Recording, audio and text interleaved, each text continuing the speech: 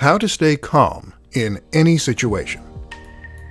We all know people in our lives who are as cool as cucumbers. These are the people who never seem to get fazed by anything. No matter how the world is crashing down around them, they know just what to say and do, and they act as a calming influence on everyone around them.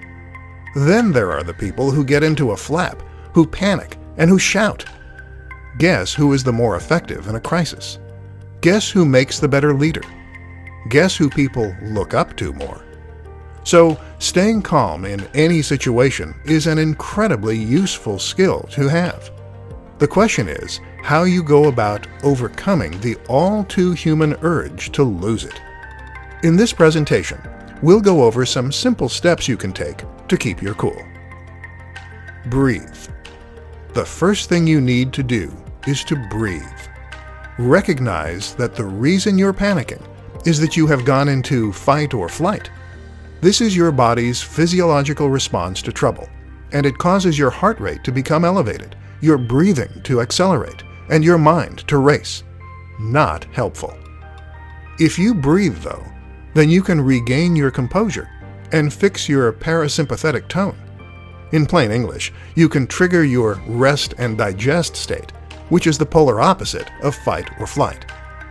To get into this zone, you're going to use something called belly breathing.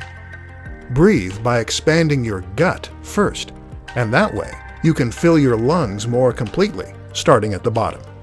Breathe in and out for a count of 3 on each. Take a step back. The next step is to try and get your head in the game by removing your emotional response. You might be scared, worried for a friend, or upset. None of these things will help. So instead, take a step back and try to imagine what someone who wasn't you would do in this situation. What would James Bond do? Assess the situation in a more removed manner, and you'll come up with a better solution. Assess what needs to be done. One of the reasons that many of us become frozen with fear is that we don't want to take responsibility and make matters worse rather than better. To avoid this, quickly identify the worst-case scenario and the best-case scenario.